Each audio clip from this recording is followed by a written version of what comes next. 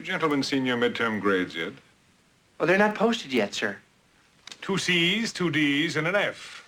That's a 1.2 grade average. Fat, drunk, and stupid is no way to go through life, son. This is WICR.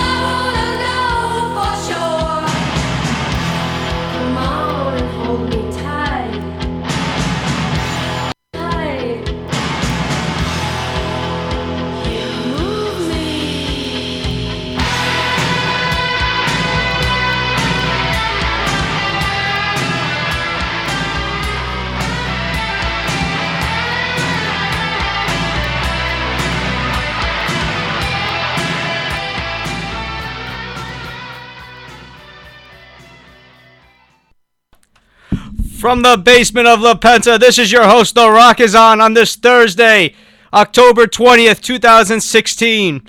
I apologize for the long intro, though, but for those who didn't know, that's Wild Thing. That was from the original Major League with Charlie Sheen, Tom Berenger, and Wesley Snipes.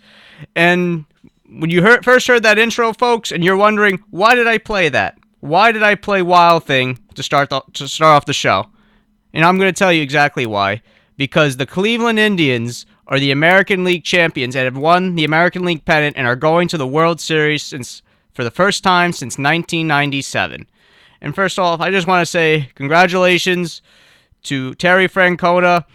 You know, phenomenal manager, has playoff experience before, won 2 world titles with the Boston Red Sox. And, you know, and congratulations to all the Indian players, all those young stars like Carlos Santana, Francisco Lindor, Jason Kipnis, and everybody else who's been a huge part of that team for the Indians. But we're gonna jump right into there. And you know what? This Cleveland Indians team is just flat out phenomenal. They go through adversity.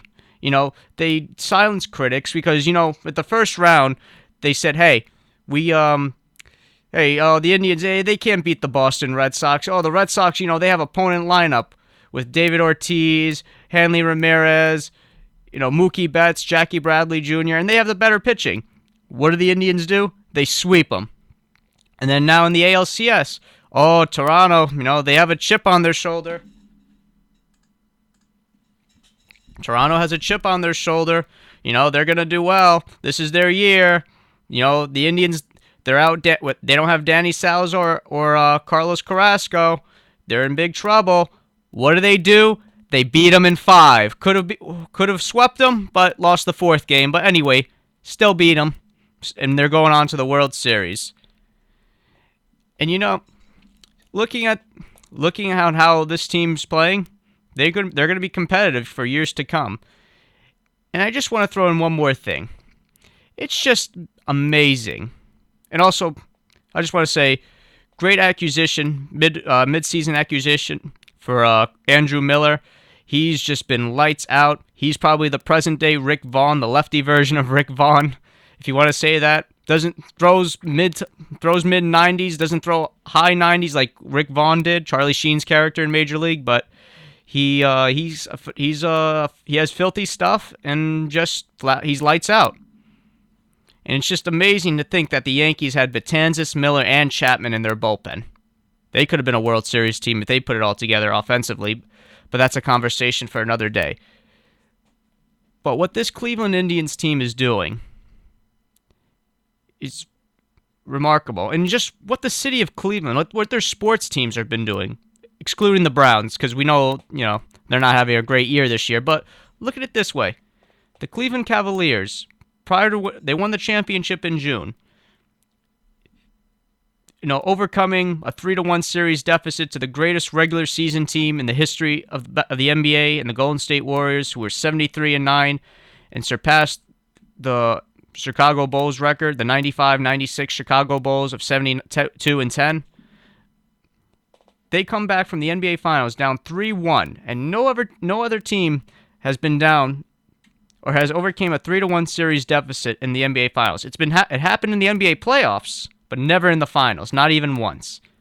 And if you look at it from this standpoint, the Cavs had to win 2 of those games in Golden State, in a raucous NBA arena. And LeBron James leading the way, winning a championship for the Cavs, and for the city of Cleveland, that prior to that championship hasn't won a championship in 52 years. You have to go back to December of 1964, when the Cleveland Browns defeated the then Baltimore Colts for the NFL championship.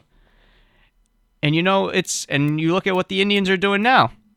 They're in the pennant. They won the pennant and they're in the World Series. And if they do win the title, I think it's safe to say that Cleveland for the year of 2016 is the city of champions. There's no disputing that. If the Indians win the World Series, the city of Cleveland and all of Northeast Ohio will be champions, or be labeled as champions for all of 2016. And, looking at the schedule, the NBA is kicking off next week. The Cavs have their ring ceremony coming off the championship that Tuesday, along with the Indians playing Game 1 or hosting Game 1 of the World Series. So that whole downtown Cleveland area is going to be rocking. Cleveland is going to rock on that Tuesday. And you know what? And plus, because the NBA arena is right there, Quicken Loans Arena, and the Progressive Field's right across the street. It's gonna be a surreal moment if you're a Cleveland sports fan, or just a sports fan in general, thinking, wow, you have the best team in the NBA with the best player, along with your baseball team in the World Series, playing on the same night.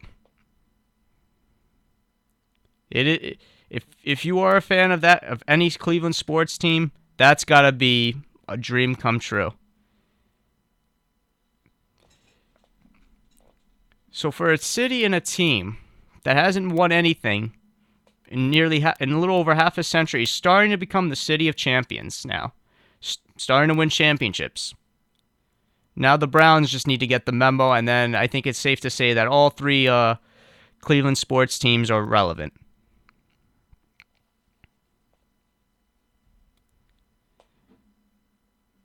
And the Indians, and the Browns. I want to start with the Browns, and then I'll get back to the Indians. The Browns, though, their record may not show like they're a winning team, but you know what? They're continuing to fight. They're continuing to battle. These players, there's a lot of no names though, but they're working hard, and I think they're gonna be relevant in the next 2-3 years. And Hugh Jackson's the perfect guy to make that happen for the Browns. They just need continuity and consistency. And Hugh Jackson needs to be given that chance. Because we all know that when he was the head coach for the Raiders back in 2011, he didn't get that chance. He only had 1 year, and I think they went 8-8, and he got fired, which baffles me if you ask me, which is baffling if you ask me. But if once the Browns get going, you got LeBron, you got a great baseball team, a core 4 with the Indians, with Jason Kipnis, Carlos Santana, Francisco Lindor. And you know what? They're not even doing this without Brantley, who was their top outfielder. He's been out for the whole year with a shoulder injury. So imagine what they could have, how dominant or how much more dominant they could be if they had him in the lineup and they had Carrasco and Salazar healthy. Two guys who can clock the ball and in the high 90s and can throw just straight up heat.